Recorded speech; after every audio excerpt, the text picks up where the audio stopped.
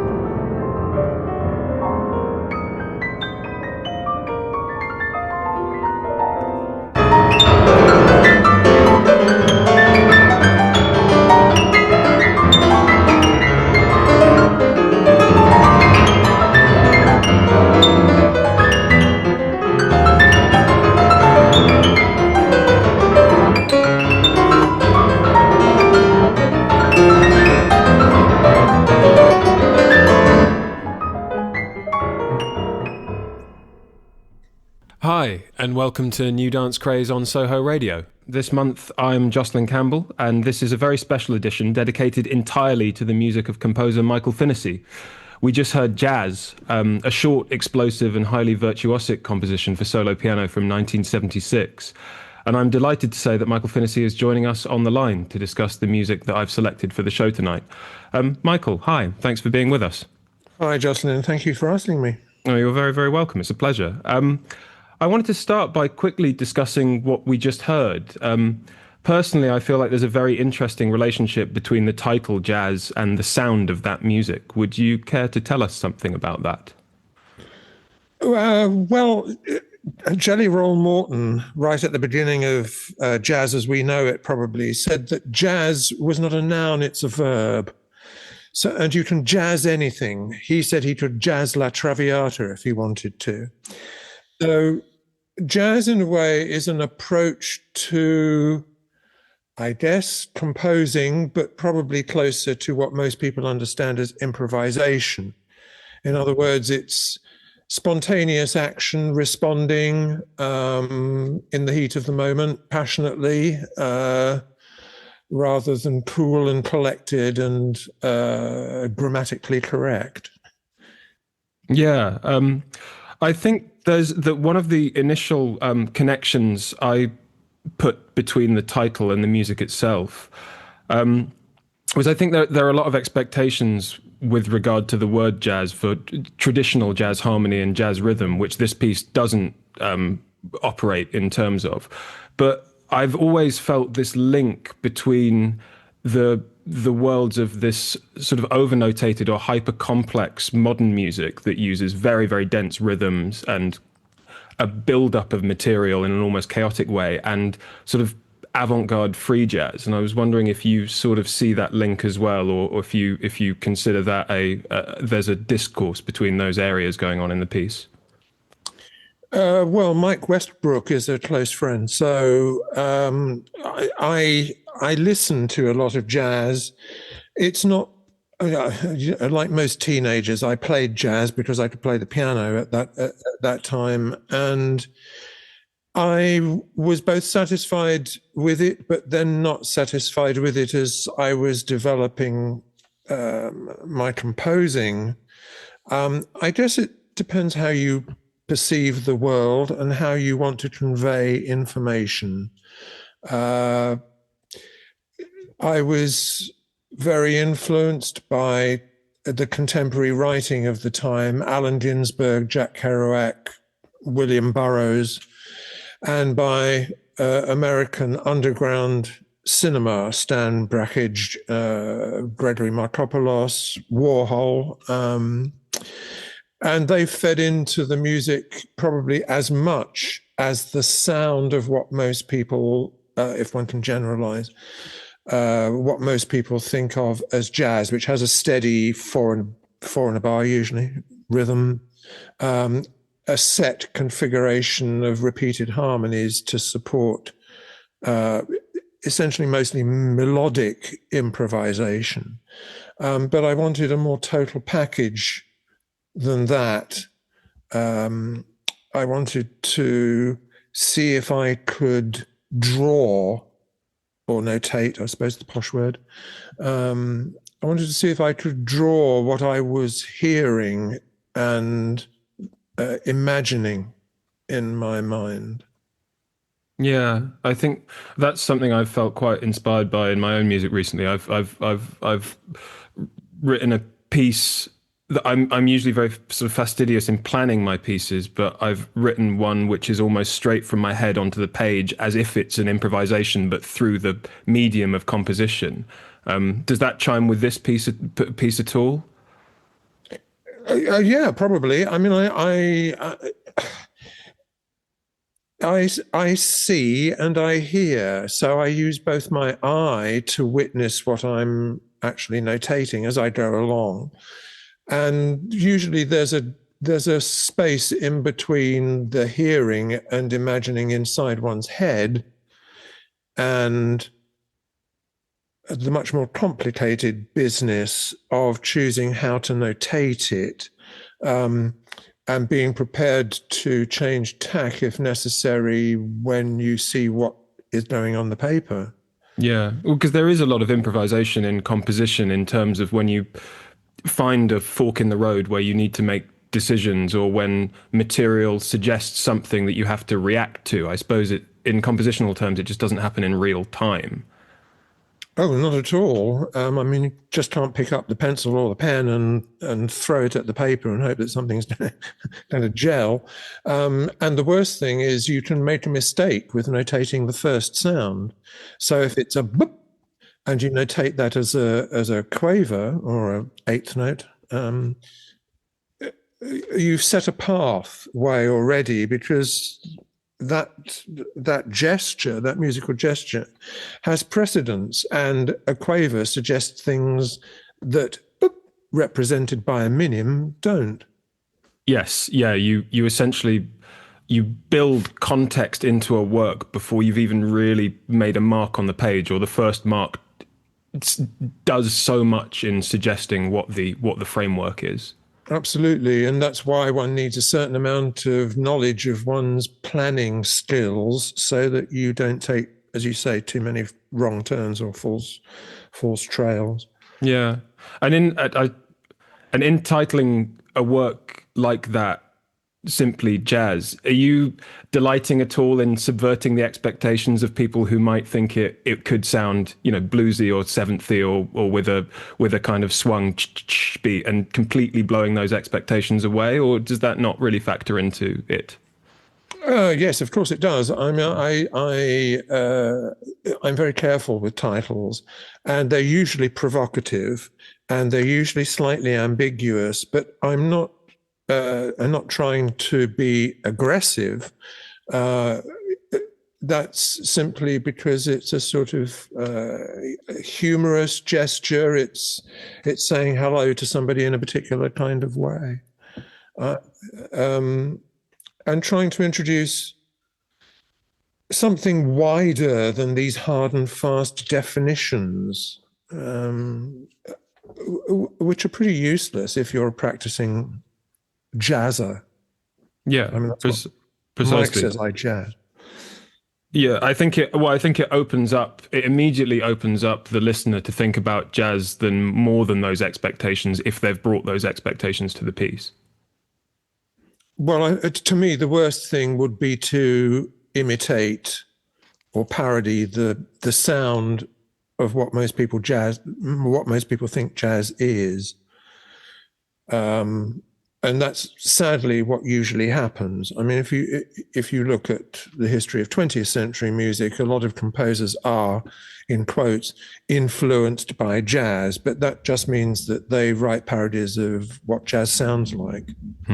Yes, it doesn't sound like anything. It's a type of behavior. It's like waving or crossing the road. You do it in a particular way.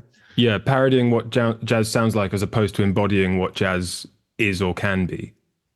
Yeah, I mean, it's hard enough to write music at the best of times. Why not strew all that luggage in the way? Yeah, indeed.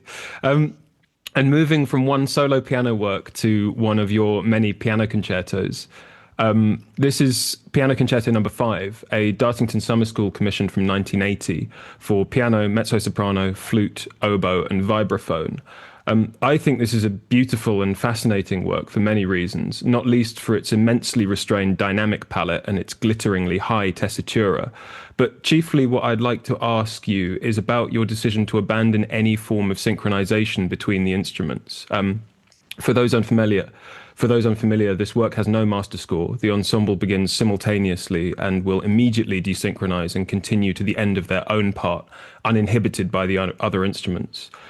This is certainly not the only work of yours that explores this relationship with synchronization. So what do you find is gained by allowing this level of individual freedom? And do you think that anything is lost by using this approach as well?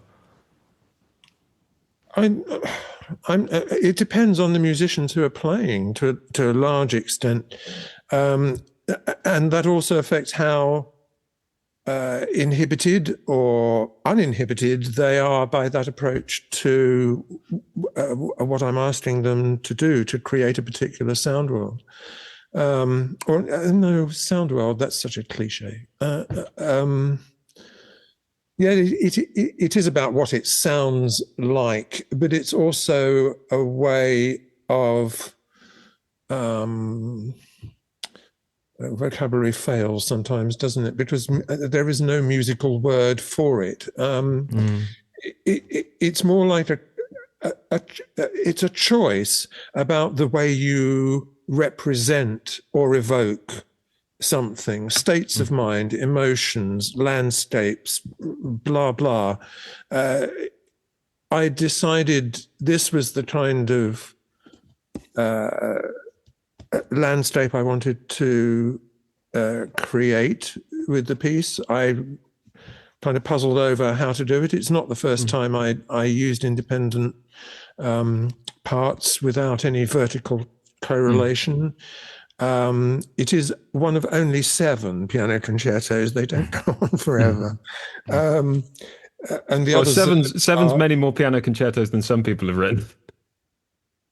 Yeah, well, orchestral pieces multiply according to whether you're asked to do them or not. And I'm not often asked to do them. So I only have about 3 decent sized orchestral pieces. Some people find that surprising. I play the piano. It's my instrument. I don't do what people are supposed to do when they write piano pieces. So I can please myself with that genre. And I'm questioning all the time, what are the assumptions about this and what can I do to shift those assumptions a little bit?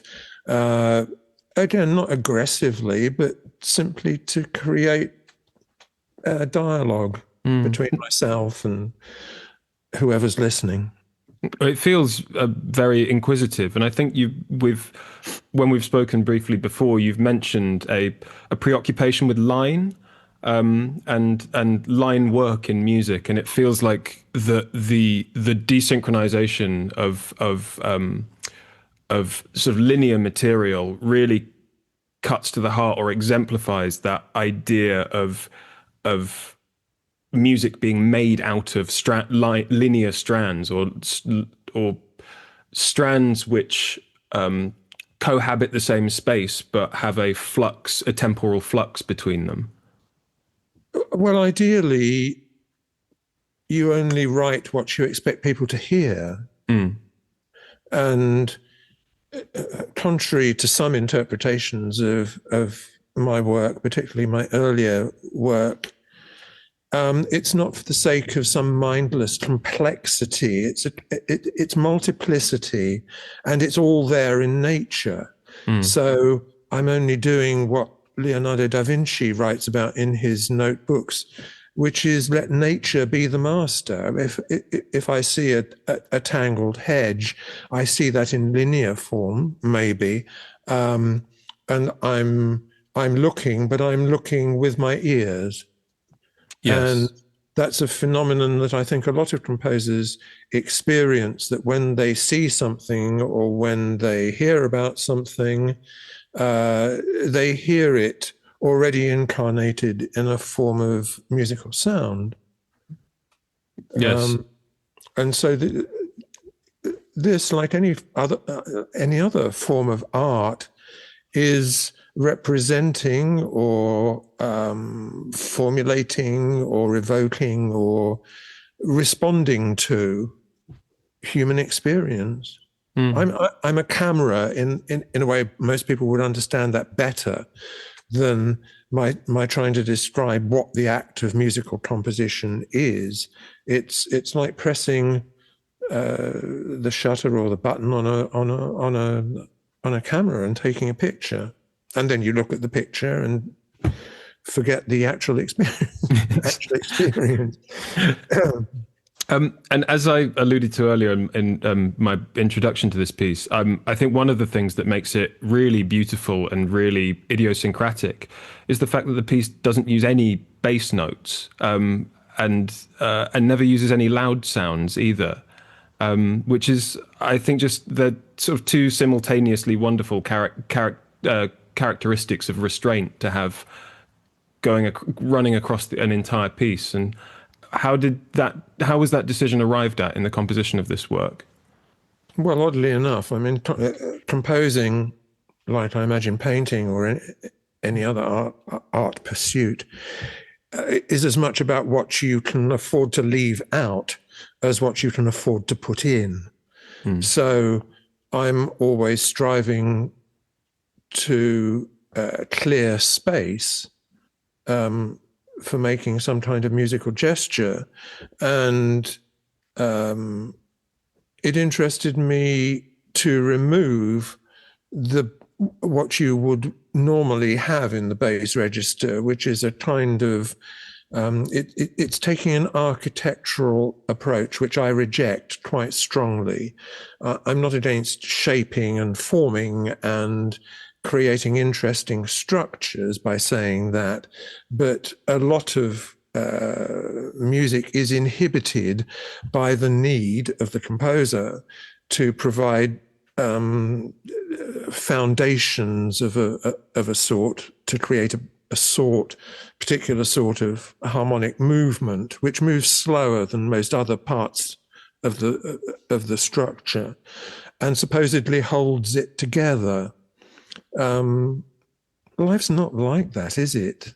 No, I suppose some things are like that in life, but certainly not everything. And there should certainly be no kind of tyranny of bass-led architecture in music. I think it's important to think other ways about construction. Well, the trouble is that using too much bass harmony in music just grounds the thing permanently, so it just never takes off. And one last question about this, and maybe it's a small one, but I used to go to Dartington Summer School as a child because my dad would teach there, and he would trade in his fee and accommodation for meal tickets and a camping plot so the rest of the family could come. And me and my sister used to busk our way through the jazz course with Keith Tippett in the early 2000s. Oh, yeah. Which I remember Dartington as this, I was there as a 10-year-old through to maybe, kind of 16-year-old. And I remember it as a sort of utopian paradise. And since then, I've been interested in the history of new music that emerged from Dartington. So this being a Dartington piece, what was your sort of memory of that institution and how this all came about? Oh dear, I wouldn't call it a Dartington piece. Oh, it wasn't? Okay. Well, I don't do that kind of thing. Right. I try not to. The social structure of Dartington, certainly in those days, was something that gave me deep offence. I Right. hate that sort of class-structured, divisive, the teachers and the important people dine in this kind of dining room and everybody else dines in that kind of dining room. You're not allowed to walk on the lawn. And oh God, it's a prison camp. Or it was. I'm not sure what it. I think things must have changed because by the 2000s, that was very much not my experience with it. But well, I suppose it shows how things change over time. Oh, it also shows how personal feelings about things and how one can be slightly over-aware of structures because I feel uncomfortable in those situations, and it doesn't help with the music making. And quite honestly, the idea that a location for performance or a particular kind of commission or request leads to a certain kind of music is entirely false. Certainly in my case. Yeah, no, that's entirely fair. Well, thanks for illuminating that. Well, sorry, I had to. No, it's always better to know.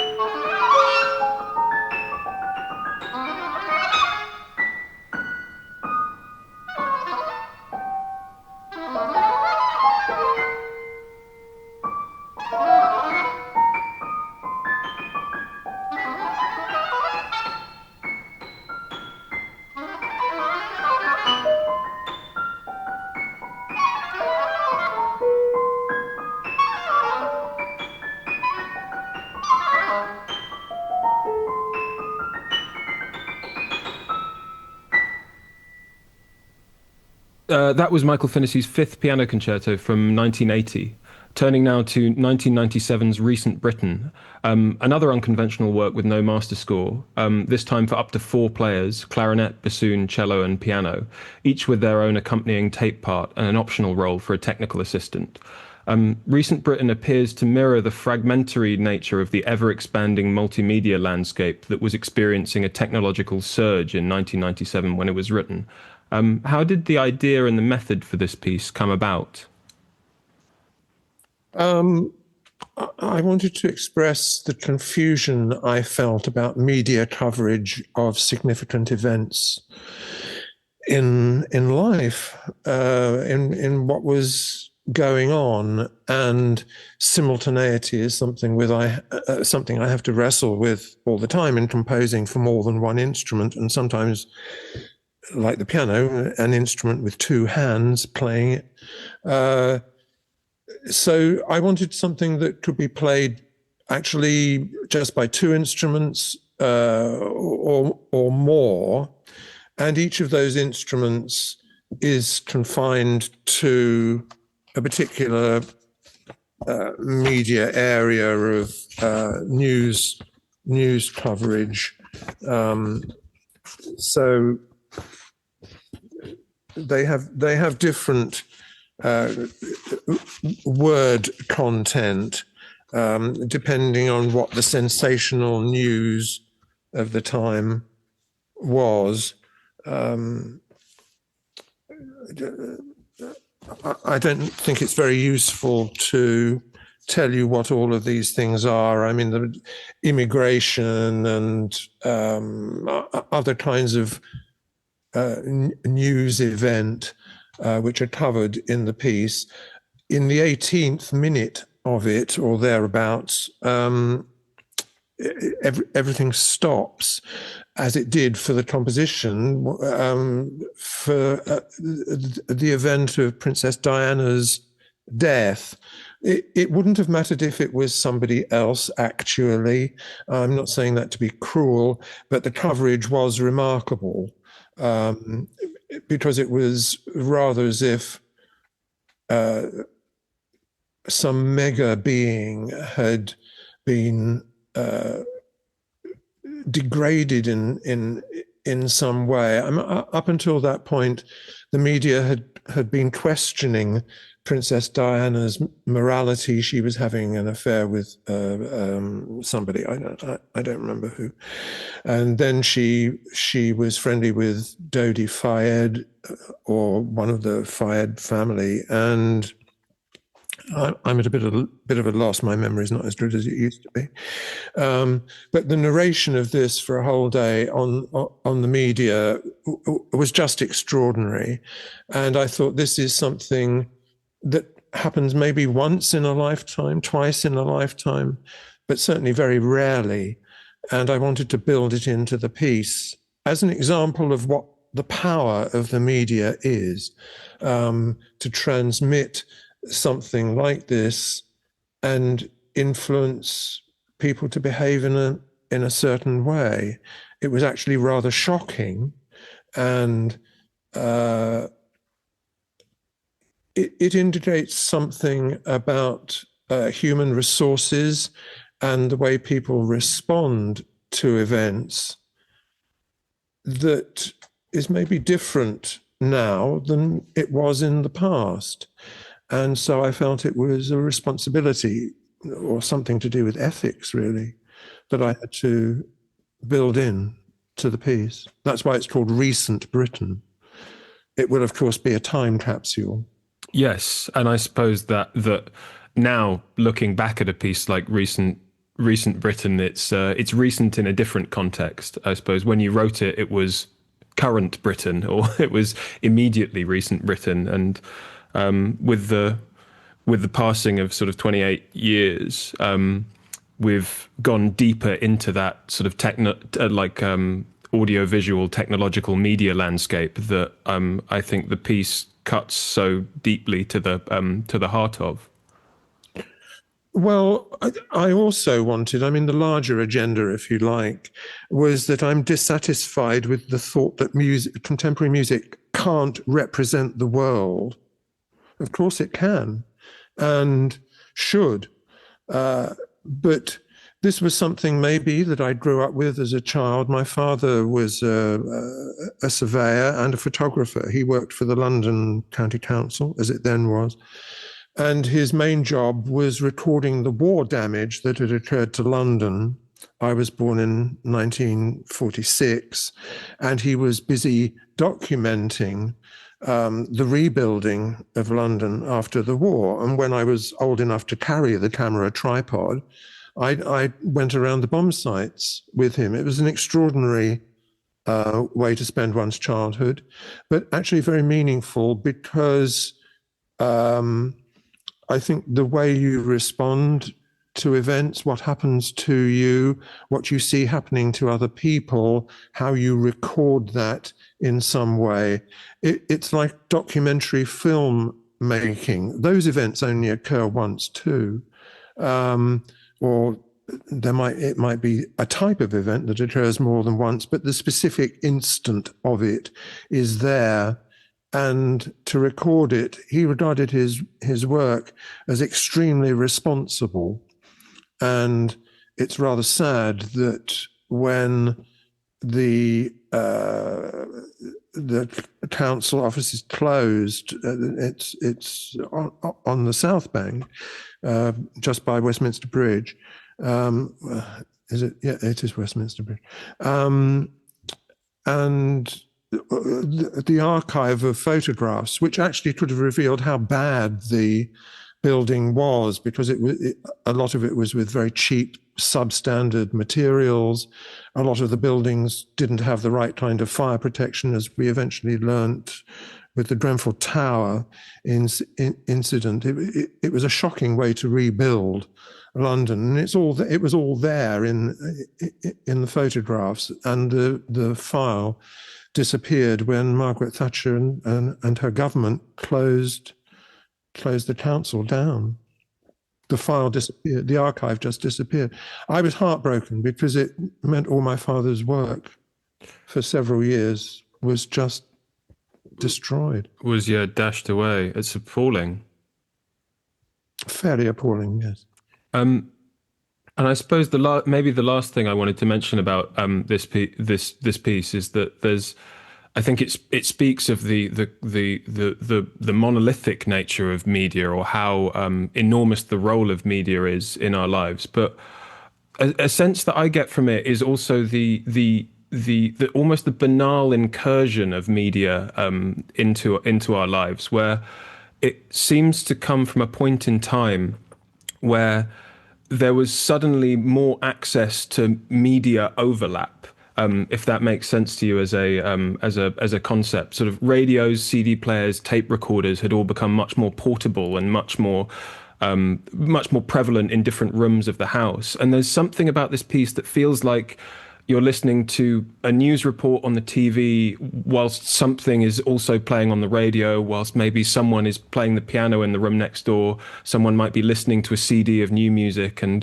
someone might be watching a kind of program in another room. That it comes from a point in time where there's suddenly this stacking of media presence and this blur of media intake that comes from sort of all angles, which has just gotten more and more extreme since.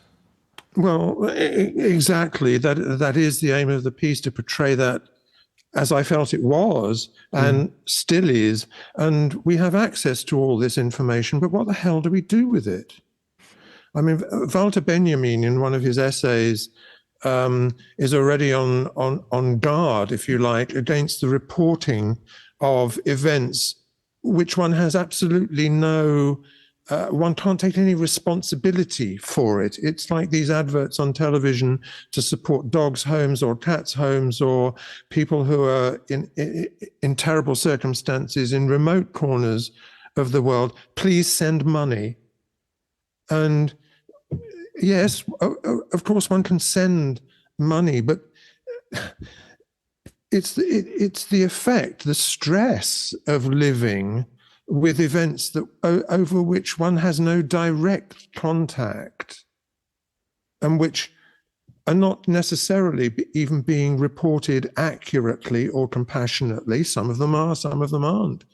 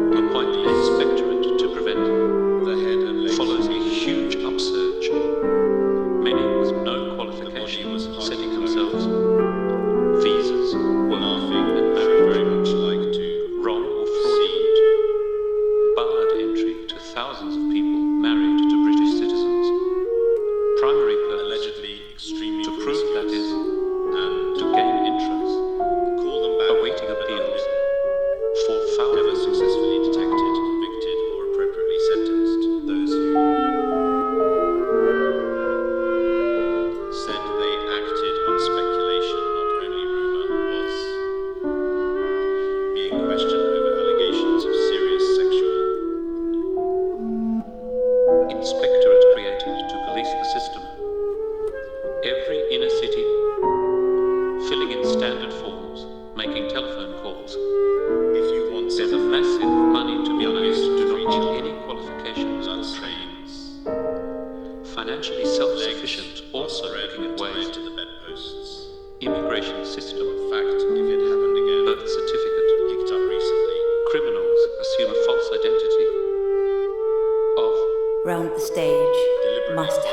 platforms, huge selling love thing, over, round, tumble in, other must costume, glittery, and one better, huge selling, cropped, must have change and over with matching, huge selling, over the stage, in platforms, and one better, war beautiful, picked up, now station on the channel. wild heath, a ruin of the past, all minister yesterday criticised the planned review of immigration laws, make it easier, opposed any relaxation of the laws for single-sex or common law relationships, managed to touch it, open up the flood, out from shock, were blacklisted by, mutilated in scenes, photographs and distributed, are to, because committed no fresh possession of indecent material last week after an earlier services needed care, also advised reassessment. Here and there were numbers of nearly naked potential people coming to the UK, involved in their of teens. party, all that trouble, that pleasure, About 40, flock of birds, brown, possibly ginger, weaving, hair. leaving nothing, must have Less learned detail and to to insist less as on we think, equally before the law, silence. said with music, we think every Last war, juries he was jailed for.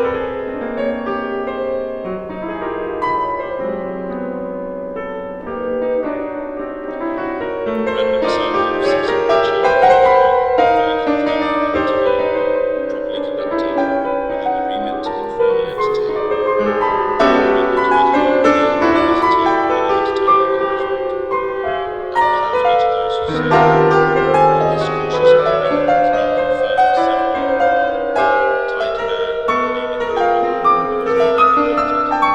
Line discrepancies in words are witness claims, alleged in evidence, premature being attentiveness of former policemen, Paris reporters, identifying an alleged abuser, had been indecently assaulted by a former, became suddenly a brother-in-law, acting from the claims of more than 10% of these people. To quote, indeterminate sentences. They were legion. Of parting all that trouble, pleasures, common laws, leaving nothing.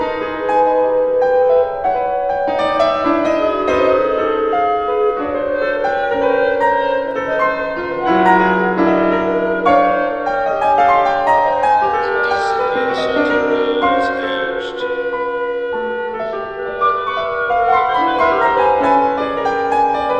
so flaws of white list of countries whose citizens are regarded as facing Top serious something risk of lack the persecution, same, from of unlikely to or deserve song, protection. clouds, 8,000 Thousands of marched would-be by, refugees, Turkish mind, show on you, black lives, who it had was girls, smoke, stadium have, trousers, you, a orange front, nothing, lead, our travelled basketball, combination audience, explosive you, the we and in, never of, the evening, down, cut, kicked, boyfriend style, they, album selling of, and there, of, it's huge, question, doled with, but late, fantastic ad, a weren't a kinda should, the May stage, October in, Happening now. Most vulnerable, the health service has to. Left in a state of severe depression with two. A warning about a man who had. They were not wearing. Accosted by three young, forced them into the back of a white Ford Transit van, driven a short distance, serious sexual assaults on the other two, dumping them by the roadside and driving off. Normal morning, not late at night. 500 yards.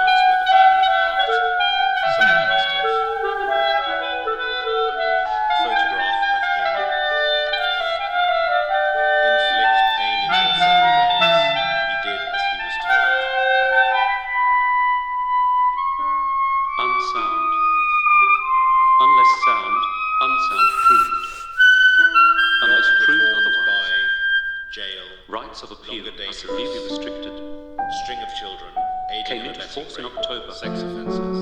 The number refused increased by 10,400. Words are Compel employers to check credibility, passports gain or out identity of all. documents of Children people will not applying be for believed jobs. and you'll be safe. Crack Refuse down to on look at this and make a kind of sense 2 of it. million to be checked. Doing children. Neither will reduce the size of torture and the dead or mutilated. Allegations were simply results inexperienced. Overactive imaginations. Claims were dismissed. Subsequent claims were true. Many of the reporters To be had already of social in Istanbul on Weir Can, page 22. November, M. Christmas, Istanbul, at Go, all problems report. December, in, go, pull it, girlfriend stonker week, Dangerous and The- inflexible. the back, Control. could, no idea of the, obedience.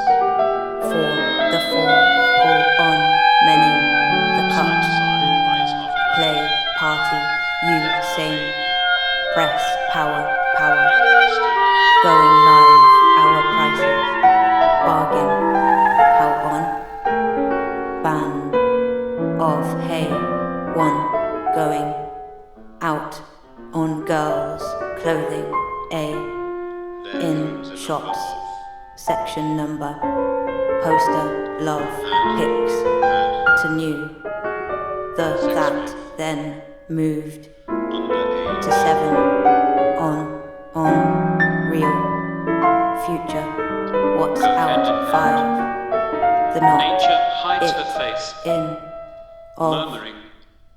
press love, week 5, can real, play going, the out section, go, with, the, shots, in, all poster, stonker, pull at that, girlfriend page, live, girls, 1, the clothing girl, Istanbul, B7 bargain, on many, the problems, hour, for how, what's, you.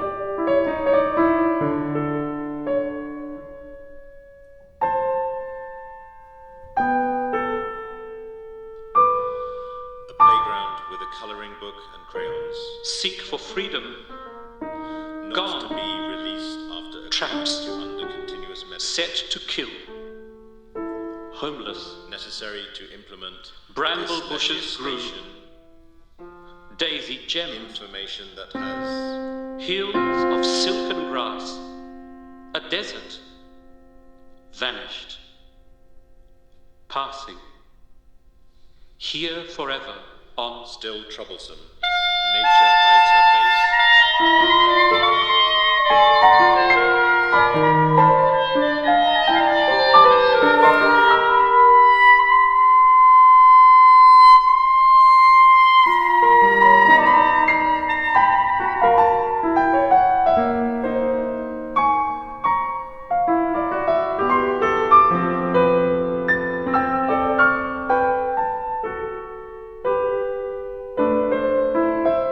flexible decision-making by which some countries proceed at a faster pace than others. Britain is likely to come under pressure.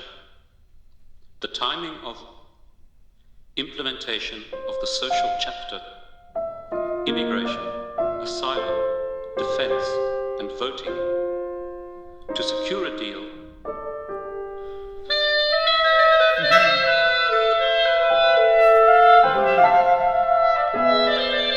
would not have run away.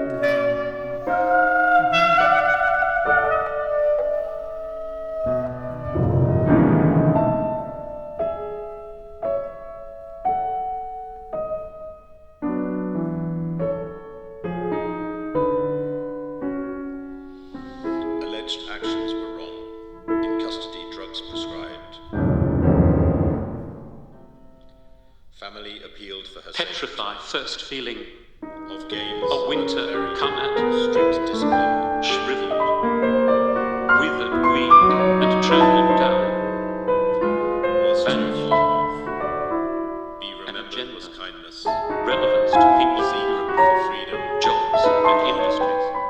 strange, to kill, into chill homeless, and brambled bushes, decay, self-interest, homeless, hollow, bramble bushes, never seen, daisy jammed, level, hills and level everything, running, runs, cold and here forever.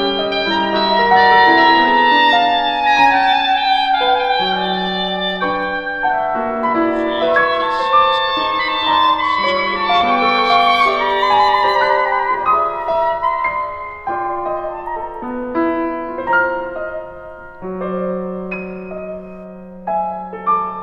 emotive issue. Frightened of felt fucking, no fear. To claim that we won. Curb By foreign one vessels seeking fishing in happiness. British. Lost all kindred to the first, even in the title. Enforcement of deportation orders. Persons who have no right to be here. People who arrive here clandestinely and with Overflowing strategic of approach, which looks at its family, own mind and must.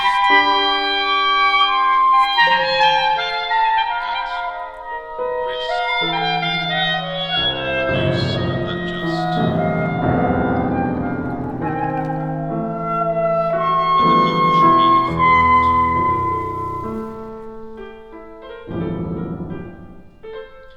A note saying he was innocent shows that 8 men attended. 1,800 deportation orders signed. Widespread alarm within immigrant communities. Petrify.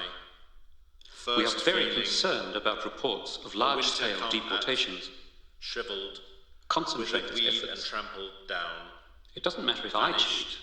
I'll make up for it later. Yesterday, Waiting to know despite the vulnerability, availability. complex nature working with 1.3 million. Like adders' heads. strange, The chill public did and not trust, decay, damaging our business Self-interest. interests. hollow, Its essential belief. never see, leveled, and leveled every running, runs, cold, and had I known, but love, never heeded, common road, stroked and squeezed, lost all kindred, to the first even in the title.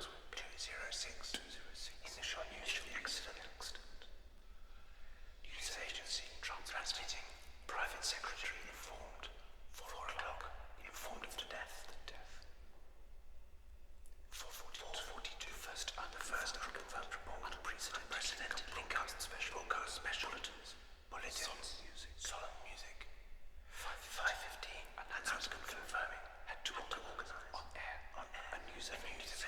Very few times in a century. Crucial we get it. 6:40. At 6:40.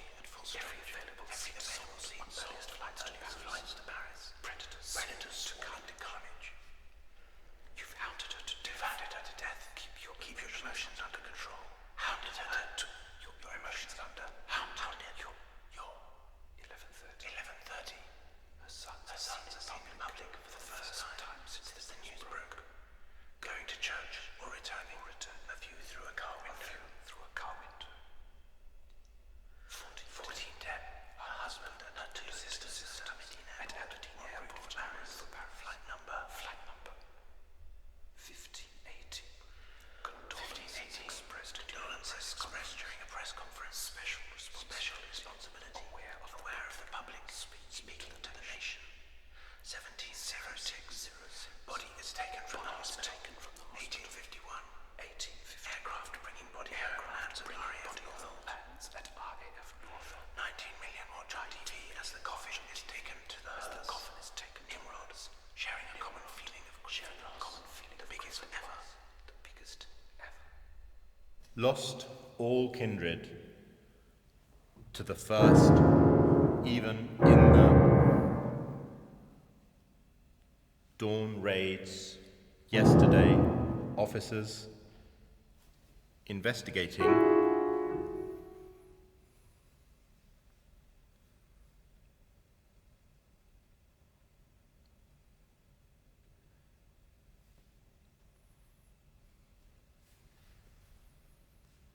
38 to 69, 1960s and 1980s, 25 strong, 4-month investigation, hundreds of alleged victims.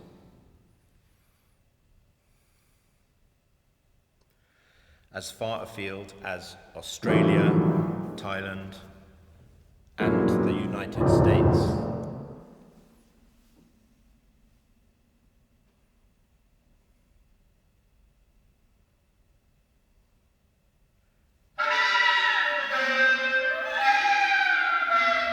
Believe many more identified alleged possible offences.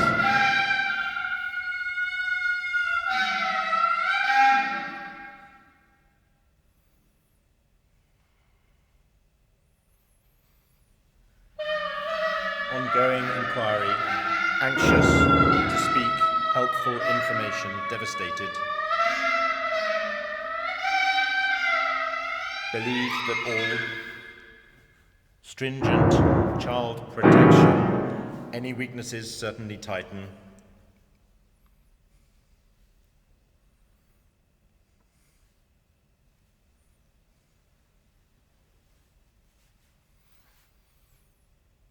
Do everything we can. Compensation claim, trauma suffered after.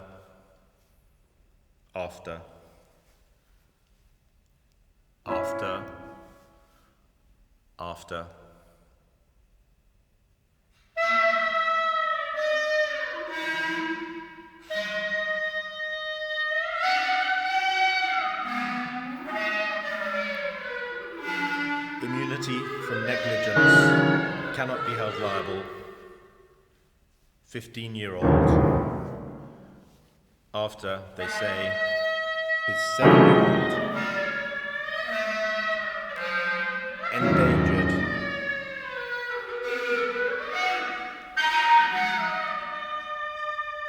The boy could be a bully and a liar, age of 12, also alleged.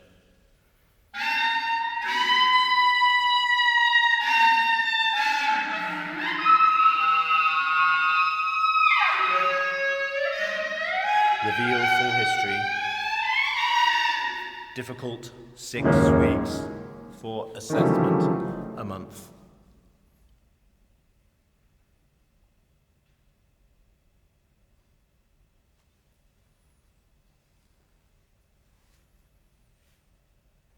Casually said, asked for him, removed after what had happened.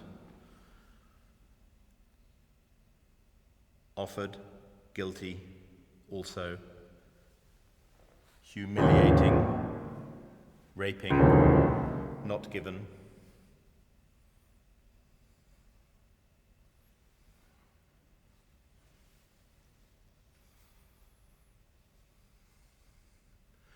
You find it remarkable, without talking about urgent need, managed to danger, somebody else's control, communicate, reduces us. Overflowings of its own mind and must, which evil people make it a safe and for the most part in private at great speed across the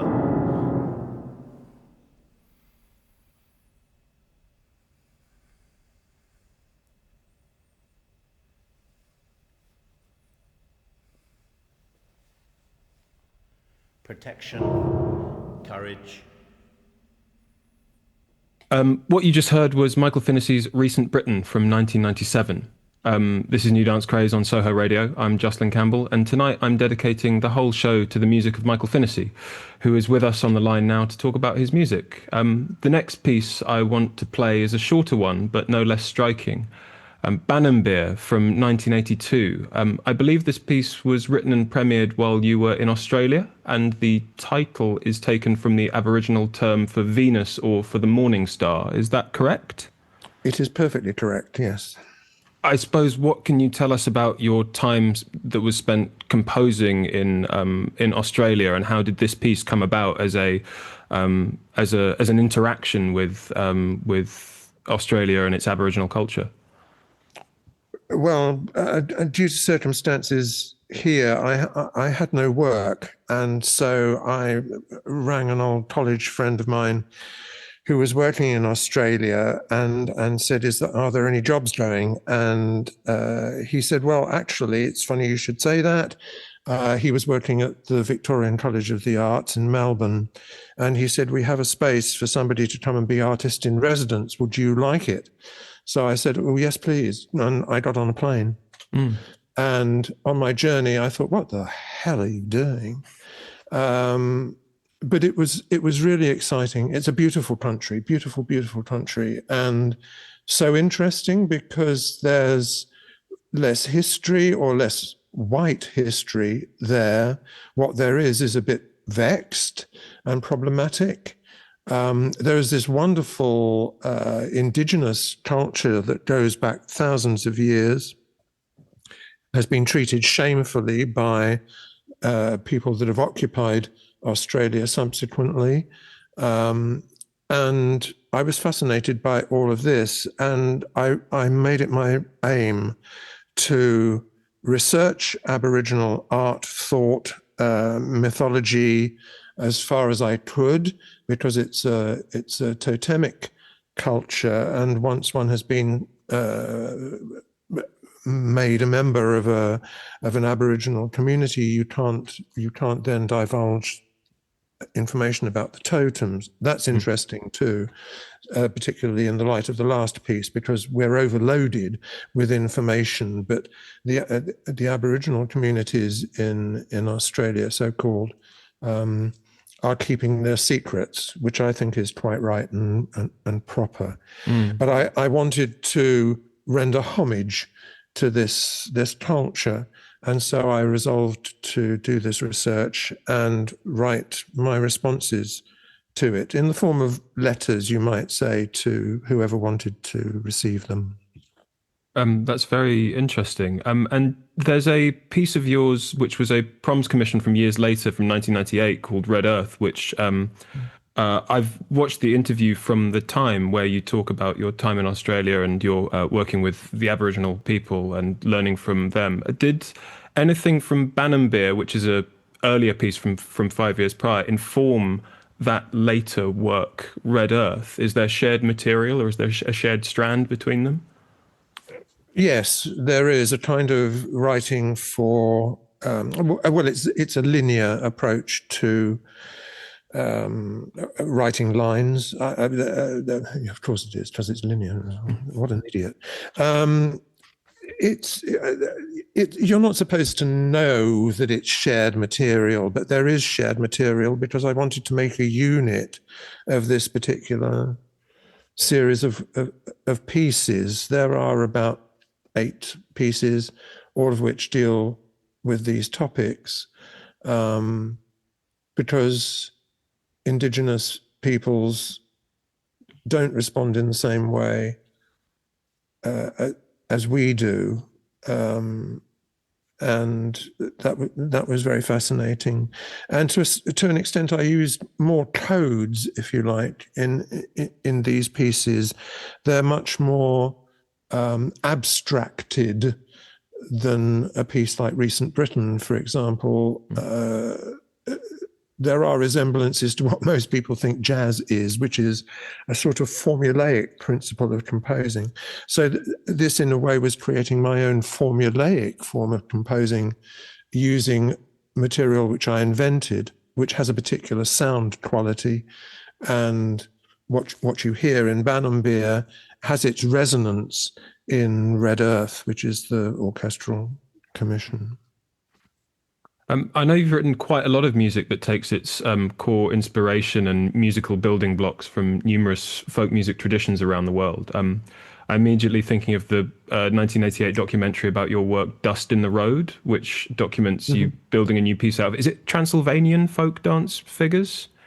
Nothing exactly, but it's Eastern European, yes. Right. Yeah. Does Banumbirr fit into that strand of your work more broadly? Yes, very broadly. I think of myself as a folk musician. Yes. I am part of a folk, and I respond to my life by making music out of it, which folk singers do, folk musicians do. So I don't think of myself as being particularly different or posher or whatever correct wording might be. I'm just doing what they do. It's in a different class of object, sadly, and it's not heard by the same audience, sadly. And people don't think of it as being the same thing, but ultimately they're very closely tied together. I'm just a human being making music out of the life I'm leading, and is that not folk music? No, of course, and those points of contact along the way, I suppose, which speaks to the breadth of your musical interests. But it's you make new stuff out of the stuff that comes to you or the stuff that you engage with. Correct? It's what's around on the ground and elsewhere in my imagination. I just make use of it. I don't make an issue of it. It's just that I'm doing what my dad did, really. I'm just recording what's there.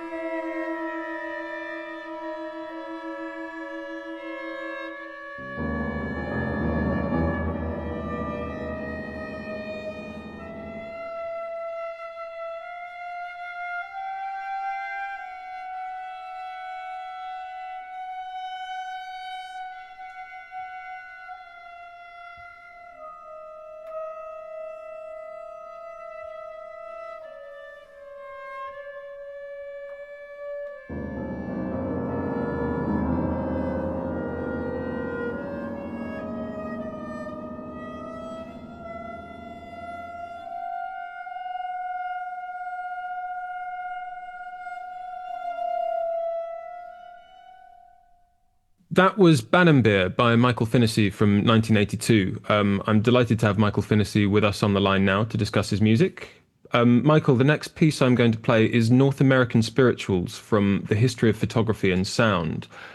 This is a section taken from your monolithic 5.5-hour piano cycle that was composed over 6 years from 1995 to 2001. I wish I could play the whole thing on air, but it would require 2.5 shows just to play it in full. But I wanted to introduce the listeners to at least a section of it. To me, I find this work astonishing due to the sheer amount of music that is crammed into it from front to back. As the title of this section suggests, it's filled with fragments, sections, transcriptions, augmentations of North American spiritual music. But what strikes me is how the piece moves like liquid from one texture to another. There are lone melodies, chordal chorale textures, dense passages of polyphony, violent outbursts, and lots more that seem to flow into one another. How do you conceive of these almost meta-musical textures, and what makes the piano such a good vehicle for them? The piano interests me, always has interested me, because it has its own color. And it can't change it. It's not like an organ, for example, or even a stringed instrument on which you could put mutes or so on. The piano, unadorned, is a sound world of its own. It's kind of self-contained, and it's rather like walking around with a pocket camera, except it's a great deal larger than that 7-foot grand piano. You don't walk around with it. But it's my way, it's my recording device, if you like. And as I find things, and I've done quite a bit of research into the music of the white settlers who first went to America, they took their religion with them. They wrote music which fitted their church services, and some of it is very interesting. William Billings and so on is now much better known, used to be neglected, and there's still a great pomposity and snobism about American anything. So I wanted to have a go at that. But the piece was actually premiered in North America in New York at Columbia University by an American pianist called Marilyn Nonken. Did a wonderful job on it. And we discussed stuff, and I was very influenced by street photography. Again, a form of recording which my father was involved in. Actually, the whole cycle has a preface recording one of my childhood experiences of playing, I guess, in his office, watching the developer and watching the photograph appear on the paper. Magical experiences for a child. And the piece again is a record of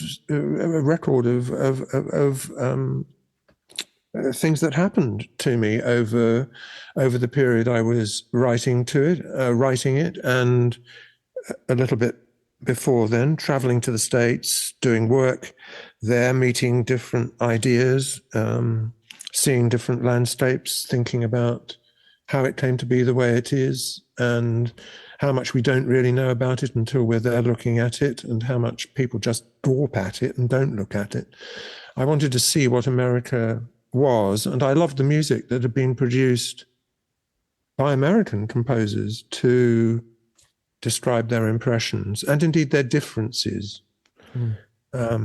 So it's all of that rolled together, just like walking down the street and seeing different things happening. Yes, it's documentation. And I suppose a slightly more general point about the whole cycle rather than just this section of how does a project of such magnitude, such as the History of Photography and Sound, arise? Did you always intend it to be this sort of enormous treatise on music and culture with this weighty runtime, or was it something that emerged from working on the smaller building blocks that comprise it? Well, it doesn't sound right if I say it, but I didn't think about it. I just thought about the separate sections as I was writing it, and that they would eventually assemble into a cycle of pieces. I didn't think about how. I still don't really think about how long it is in terms of, oh my God, it's such a long time to sit there, or was I being over ambitious? Should I have tried to compress the whole thing into 2.5 minutes? It just grew and grew, and it wasn't difficult as an idea because I was thinking about my father and his work. I do that quite frequently because, hey, I grew up with it, and so photography is no stranger. And there are admittedly somewhat dangerous analogies between photography and writing music. I wanted to put those in front of people and see what happened. No, I understand that, and I think there's always, I suppose, when you're working with the stuff that you really know, like in your case, these allusions to photography and music as a form of documentation, that feels like your bread and butter, and also the piano, that feels like such a sort of fundamental language of your composition that there's just no end to what you could write in that form, right? That those ideas could sort of go on forever. Yes, I don't really think about the piano. I mean, it's such a friend now. I just appallingly use it, but again, I love doing the research before these pieces, and there are fascinating books about photography. Susan Sontag's wonderful book about photography, Roland Barthes' essays about photography. There's a heck of a lot written about Walter Benjamin again, about the reproduction of artworks in the form of photographs of them, and so on and so forth. There's so much to think about what we're doing taking a photograph. And I can't resist that. I'm an amateur intellectual, if I'm an intellectual at all, but I just love those insights that are provided by people, which I can then follow up and support or deny or challenge or make a complete hash of. Yeah, or engage with. Engage with, exactly, yes. Thank you.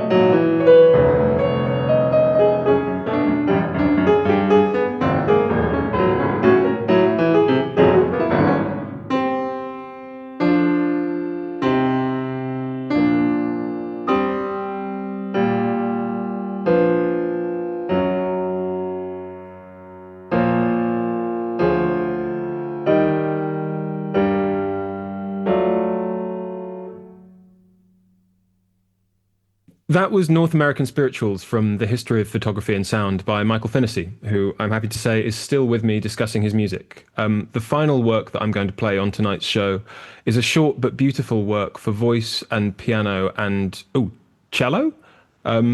Yes, it was double bass actually originally, but it works equally well on the cello, so why not? I see. Called Blessed Be One. I believe the title and text is taken from the Beatitudes, which are blessings recited by Jesus in the Gospel of Matthew. And some of the scales and modes were inspired by 19th century hymnals. Perhaps you could tell us about how this work emerged and the other companion pieces in that song cycle. Well, the Sermon on the Mount, as it's sometimes called, is more than a sermon. It's good political speech as well. And the piece was actually commissioned by the Bang on a Can Festival in New York, and for something called the Political Songbook. It was something a number of composers, I think including my friend, now no longer with us, sadly, Fred Reshevsky, also contributed to. There is this crossover, which is sometimes passed over in silence because people have a very passive response to both politics and religion. And I think you have to grip both of those things in two hands and give them a damn good shake. And so this is I think of it as a political piece. And yes, it draws on some of the same musical sources as North American Spirituals. And it just happens to be for a different collection of instruments and for voice. And I've written a great deal for voice. Practically a third to a half of my work, my catalogue, is for voice and piano, or voice and instruments, or sometimes voice on its own. And the texts are amazing, and that's what kickstarts the music. There's not much else to say about it, really. It's pretty direct.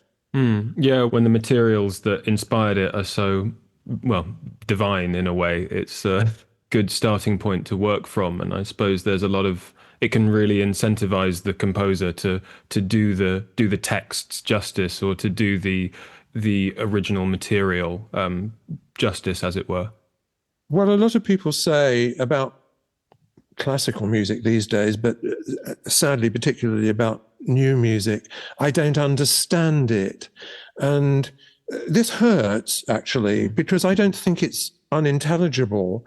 And what I try to do in my work is to give handles that you can grab onto, that are either from past musics, or from musics that are in common currency, or texts which can help somebody to get to grips with the musical substance by reading something of a similar emotional or ethical or political cast. And I'm doing what I can without compromising too much, I hope. And so this is one of those pieces where there is a text, and which I feel very passionate about. I mean, the first words are, "Blessed be the poor in spirit, for theirs is the kingdom of heaven." In other words, if you're hard up, or you're experiencing some desperation or other, there you'll be okay. And you have to think very positively. I know that's desperately hard. I've been there and done it. But music is my savior. And so I'm putting that into this piece, savioring, or whatever you want to. Well, the next sentence is, "Blessed be they that mourn, for they shall be comforted." What I'm doing is comforting. Yeah, I see that. And I think this is a lovely piece to end on due to its sort of aching beauty and tenderness. And one thing that people, including myself, find astonishing about your oeuvre is its sheer prolificness and breadth. There are so many different approaches to sound to be found in your back catalogue. Allusions to folk music, sacred music, the Western musical canon, jazz, contemporary music, too much to list, and a lot of which we've covered throughout the show. And yet somehow there's almost an instantly recognizable style found in all your work that you can tell that it's you if you've been listening. How do you think you've achieved that? Well, you see, I come at it from the opposite point of view. I know that I have quite a limited set of preconceptions, things I can do with limited ability. I'm not being modest. I think everybody has a zone which restricts what they do or what they feel they can do. And I return to those, and every time I return to them, I try and move a little bit further on or go in a slightly different direction. So I'm aware of what I'm doing, but I think constantly about what I'm going to be writing. It drives my partner absolutely bonkers. And my family, they just treat it as a kind of joke, because apparently I kind of glaze over in the room when I just automatically switch into composing mood. And it's always ticking over. It's always there. I can't switch the damn thing off, nor do I want to particularly. But no. I don't. It can be as much of an albatross around your neck as it can be something that you can get publicly excited about. I try and do it quietly, out of view, and I'm very behind closed doors. Yes, absolutely. Oh, yes, absolutely. Not even the dog can get in. That's wonderful, Michael. Thank you so much for joining us, joining me on the radio. And this is the last piece of yours that we'll be playing tonight. Blessed Be from 1992.